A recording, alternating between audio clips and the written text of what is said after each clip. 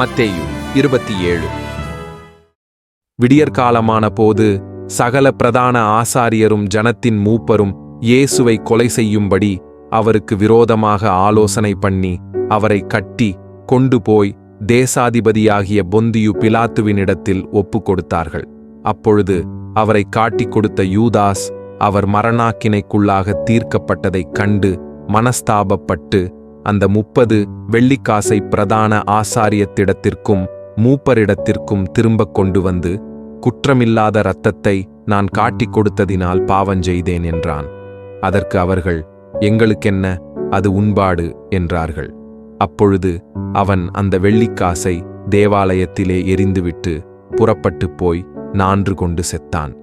பிரதான ஆசாரியர் அந்த வெள்ளிக்காசை எடுத்து, இது இரத்தக்கிரயமானதால் காணிக்கை பெட்டியிலே இதை போடலாகாதென்று சொல்லி ஆலோசனை பண்ணின பின்பு அந்நியரை அடக்கம் பண்ணுவதற்கு குயவனுடைய நிலத்தை அதினாலே கொண்டார்கள். இது நிமித்தம் அந்த நிலம் இந்நாள் வரைக்கும் இரத்த நிலம் எண்ணப்படுகிறது. இஸ்ரவேல் புத்திரரால் மதிக்கப்பட்டவருக்கு கிரயமாகிய 30 வெள்ளிக்காசை அவர்கள் எடுத்து, கர்த்தர் எனக்கு கற்பித்தபடி குயவனுடைய நிலத்திற்காக அதை கொடுத்தார்கள் என்று எரேமியா தீர்க்கதரிசியினால் உரைக்கப்பட்டது அப்பொழுது நிறைவேறிற்று. இயேசு தேசாதிபதிக்கு முன்பாக நின்றார். தேசாதிபதி அவரை நோக்கி, நீ யூதருடைய ராஜாவா என்று கேட்டான். அதற்கு இயேசு, நீர் சொல்லுகிறபடிதான் என்றார். பிரதான ஆசாரியரும் மூப்பரும் அவர் மேல் குற்றஞ்சாட்டுகையில் அவர் மாறுத்தரம் ஒன்றும் சொல்லவில்லை. அப்பொழுது பிலாத்து அவரை நோக்கி, இவர்கள் உன்மேல் எத்தனையோ குற்றங்களைச் சாட்டுகிறார்களே, நீ அவைகளை கேட்கவில்லையா என்றான். அவரோ ஒரு வார்த்தையும் மாறுத்தரமாகச் சொல்லவில்லை. அதனால் தேசாதிபதி மிகவும் ஆச்சரியப்பட்டான். காவல் பண்ணப்பட்டவர்களில் எவனை விடுதலையாக்க வேண்டுமென்று ஜனங்கள் கேட்டுக்கொள்வார்களோ அவனை அவர்களுக்காக விடுதலையாக்குவது பண்டிகை தோறும் தேசாதிபதிக்கு வழக்கமாயிருந்தது. அப்பொழுது காவல் பண்ணப்பட்டவர்களில் பரபாஸ் எண்ணப்பட்ட பேர் போன ஒருவன் இருந்தான். பொறாமையினாலே அவரை ஒப்புக் கொடுத்தார்கள் என்று பிலாத்து அறிந்து அவர்கள் கூடியிருக்கையில் அவர்களை நோக்கி, எவனை நான் உங்களுக்கு விடுதலையாக்க வேண்டுமென்றிருக்கிறீர்கள்? பரபாசையோ, கிறிஸ்து எண்ணப்படுகிற இயேசுவையோ என்று கேட்டான். அவன் நியாயாசனத்தில் உட்கார்ந்திருக்கையில் அவனுடைய மனைவி அவனிடத்தில் ஆளனுப்பி, நீர் அந்த நீதிமானை ஒன்றும் செய்ய வேண்டாம், அவர் நிமித்தம் இன்றைக்குச் சொப்பனத்தில் வெகு பாடுபட்டேன் என்று சொல்லச் சொன்னாள். பரபாஷை விட்டுவிடக் கேட்டுக்கொள்ளவும் இயேசுவை கொலை செய்விக்கவும் பிரதான ஆசாரியரும் மூப்பரும் ஜனங்களை ஏவிவிட்டார்கள். தேசாதிபதி ஜனங்களை நோக்கி, இவ்விருவரில் எவனை நான் உங்களுக்காக விடுதலையாக்க வேண்டும் என்று கேட்டான். அதற்கு அவர்கள் பரபாஷை என்றார்கள். பிலாத்து அவர்களை நோக்கி, அப்படியானால் கிறிஸ்து எண்ணப்படுகிற இயேசுவை நான் என்ன செய்ய வேண்டும் என்று கேட்டான். அவனை சிலுவையில் அறைய வேண்டும் என்று எல்லாரும் சொன்னார்கள். தேசாதிபதியோ, ஏன், என்ன பொல்லாப்புச் செய்தான் என்றான். அதற்கு அவர்கள், அவனை சிலுவையில் அறைய வேண்டும் என்று அதிகமாய் கூக்குரலிட்டுச் சொன்னார்கள். கலகம் அதிகமாகிறதே அல்லாமல் தன் பிரயத்தனத்தினாலே பிரயோஜனமில்லை என்று பிலாத்து கண்டு தண்ணீரை அள்ளி ஜனங்களுக்கு முன்பாக கைகளை கழுவி, இந்த நீதிமானுடைய இரத்தப்பழிக்கு நான் குற்றமற்றவன், நீங்களே பார்த்து கொள்ளுங்கள் என்றான். அதற்கு ஜனங்கள் எல்லாரும், இவனுடைய இரத்தப்பழி எங்கள் மேலும் எங்கள் பிள்ளைகள் மேலும் இருப்பதாக என்று சொன்னார்கள். அப்பொழுது அவன் பரபாசை அவர்களுக்கு விடுதலையாக்கி இயேசுவையோ வாரினால் அடிப்பித்து சிலுவையில் அறையும்படிக்கு ஒப்புக் கொடுத்தான்.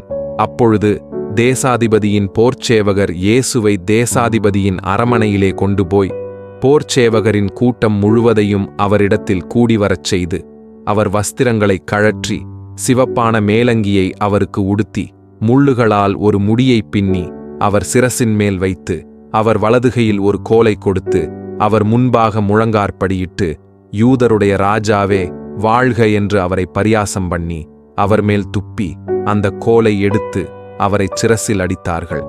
அவரை பரியாசம் பண்ணின பின்பு அவருக்கு உடுத்தின மேலங்கியை கழற்றி அவருடைய வஸ்திரங்களை அவருக்கு உடுத்தி அவரை சிலுவையில் அறையும்படி கொண்டு போனார்கள். போகையில் சிரேனே ஊரானாகிய சீமோன் எண்ணப்பட்ட ஒரு மனுஷனை அவர்கள் கண்டு அவருடைய சிலுவையைச் சுமக்கும்படி அவனை பலவந்தம் பண்ணினார்கள். கபாலஸ்தலம் என்று அர்த்தங்கொள்ளும் கொல்கொதா என்னும் இடத்துக்கு அவர்கள் வந்தபோது கசப்பு கலந்த காடியை அவருக்கு குடிக்கக் கொடுத்தார்கள். அவர் அதை ருசி பார்த்து குடிக்க மனதில்லாதிருந்தார். அவரை சிலுவையில் அறைந்த பின்பு அவர்கள் சீட்டு போட்டு அவருடைய வஸ்திரங்களை பங்கிட்டுக் கொண்டார்கள். என் வஸ்திரங்களை தங்களுக்குள்ளே பங்கிட்டு என்னுடையின் பேரில் சீட்டு போட்டார்கள் என்று தீர்க்கதரிசியால் உரைக்கப்பட்டது நிறைவேறும்படி இப்படி நடந்தது. அவர்கள் அங்கே உட்கார்ந்து அவரை காவல் காத்து கொண்டிருந்தார்கள். அன்றியும் அவர் அடைந்த ஆக்கினையின் முகாந்தரத்தை காண்பிக்கும் பொருட்டு, இவன் யூதருடைய ராஜாவாகிய இயேசு என்று எழுதி அவர் சிரசுக்கு மேலாக வைத்தார்கள். அப்பொழுது அவருடைய வலது பக்கத்தில் ஒருவனும் அவருடைய இடது பக்கத்தில் ஒருவனுமாக 2 கள்ளர் அவரோடே கூட சிலுவைகளில் அறையப்பட்டார்கள். அந்த வழியாய் நடந்து போகிறவர்கள் தங்கள் தலைகளை துலுக்கி, தேவாலயத்தை இடித்து 3 நாளைக்குள்ளே கட்டுகிறவனே, உன்னை நீயே ரட்சித்துக்கொள், நீ தேவனுடைய குமாரனானால் சிலுவையிலிருந்து இறங்கி வா என்று அவரை தூஷித்தார்கள்.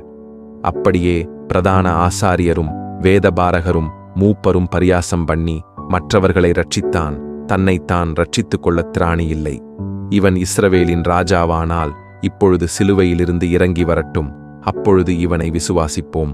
தன்னை தேவனுடைய குமாரன் என்று சொல்லி தேவன் மேல் நம்பிக்கையாயிருந்தானே, அவர் இவன் மேல் பிரியமாயிருந்தால் இப்பொழுது இவனை ரட்சிக்கட்டும் என்றார்கள். அவரோடே கூட சிலுவைகளில் அறையப்பட்ட கள்ளரும் அந்தபடியே அவரை நிந்தித்தார்கள். 6 மணி நேரம் முதல் 9 மணி நேரம் வரைக்கும் பூமி எங்கும் அந்தகாரம் உண்டாயிற்று. 9 மணி நேரத்தில் இயேசு, ஏலி ஏலி லாமா சபக்தானி என்று மிகுந்த சத்தமிட்டு கூப்பிட்டார். அதற்கு, என் தேவனே, என் தேவனே, ஏன் என்னை கைவிட்டீர் என்று அர்த்தமாம். அங்கே நின்றவர்களில் சிலர் அதை கேட்டபொழுது, இவன் எலியாவை கூப்பிடுகிறான் என்றார்கள். உடனே அவர்களில் ஒருவன் ஓடி கடற்காளானை எடுத்து காடியில் தோய்த்து அதை ஒரு கோலில் மாட்டி அவருக்கு குடிக்க கொடுத்தான். மற்றவர்களோ, பொறு, எலியா இவனை ரட்சிக்க வருவானோ, பார்ப்போம் என்றார்கள். இயேசு மறுபடியும் மகா சத்தமாய் கூப்பிட்டு ஆவியை விட்டார். அப்பொழுது தேவாலயத்தின் திரைச்சீலை மேல் தொடங்கி கீழ்வரைக்கும் 2ஆக கிழிந்தது. பூமியும் அதிர்ந்தது, கன்மலைகளும் பிளந்தது, கல்லறைகளும் திறந்தது. நித்திரை அடைந்திருந்த அநேக பரிசுத்தவான்களுடைய சரீரங்களும் எழுந்திருந்தது. அவர் உயிர்த்தெழுந்த பின்பு இவர்கள் கல்லறைகளை விட்டு புறப்பட்டு பரிசுத்த நகரத்தில் பிரவேசித்து அநேகருக்கு காணப்பட்டார்கள். 100க்கு அதிபதியும் அவனோடே கூட இயேசுவை காவல் காத்திருந்தவர்களும் பூமி அதிர்ச்சியையும் சம்பவித்த காரியங்களையும் கண்டு மிகவும் பயந்து, மெய்யாகவே இவர் தேவனுடைய குமாரன் என்றார்கள். மேலும் இயேசுவுக்கு ஊழியஞ்செய்யும்படி கலிலேயாவிலிருந்து அவரோடே வந்திருந்த அநேக ஸ்திரீகள் அங்கே தூரத்திலே நின்று பார்த்து கொண்டிருந்தார்கள். அவர்களுக்குள்ளே மகதலேனா மரியாளும், யாக்கோபுக்கும் யோசேக்கும் தாயாகிய மரியாளும், செபதேயுவின் குமாரருடைய தாயும் இருந்தார்கள். சாயங்காலமான போது இயேசுவுக்குச் சீஷனும் ஐசுவரியவானுமாயிருந்த யோசேப்பு என்னும் பேர் கொண்ட அரிமத்தியா ஊரானாகிய ஒரு மனுஷன் வந்து பிலாத்துவினிடத்தில் போய் இயேசுவின் சரீரத்தை கேட்டான். அப்பொழுது சரீரத்தை கொடுக்கும்படி பிலாத்து கட்டளையிட்டான். யோசேப்பு அந்தச் சரீரத்தை எடுத்து தூயதான மெல்லிய துப்பட்டியிலே சுற்றி தான் கன்மலையில் வெட்டியிருந்த தன்னுடைய புதிய கல்லறையிலே அதை வைத்து கல்லறையின் வாசலில் ஒரு பெரிய கல்லை புரட்டி வைத்து போனான். அங்கே மகதலேனா மரியாளும் மற்ற மரியாளும் கல்லறைக்கு எதிராக உட்கார்ந்திருந்தார்கள். ஆயத்த நாளுக்குப் பின்னான மறுநாளிலே பிரதான ஆசாரியரும் பரிசேயரும் பிலாத்துவினிடத்தில் கூடி வந்து, ஆண்டவனே, அந்த எத்தன் உயிரோடு இருக்கும்போது 3 நாளைக்குப் பின் எழுந்திருப்பேன் என்று சொன்னது எங்களுக்கு ஞாபகம் இருக்கிறது. ஆகையால் அவனுடைய சீஷர்கள் ராத்திரியிலே வந்து அவனை களவாய்க் கொண்டு போய் மரித்தோரிலிருந்து எழுந்தான் என்று ஜனங்களுக்குச் சொல்லாதபடிக்கும் முந்தின எத்து கொடிதாகாதபடிக்கும் நீர் 3 நாள் வரைக்கும் கல்லறையை பத்திரப்படுத்தும்படி கட்டளையிட வேண்டும் என்றார்கள். அதற்கு பிலாத்து, உங்களுக்கு காவல் சேவகர் உண்டே, போய் உங்களால் கூடிய மட்டும் பத்திரப்படுத்திக் கொள்ளுங்கள் என்றான். அவர்கள் போய் கல்லுக்கு முத்திரை போட்டு காவல் வைத்து கல்லறையை பத்திரப்படுத்தினார்கள்.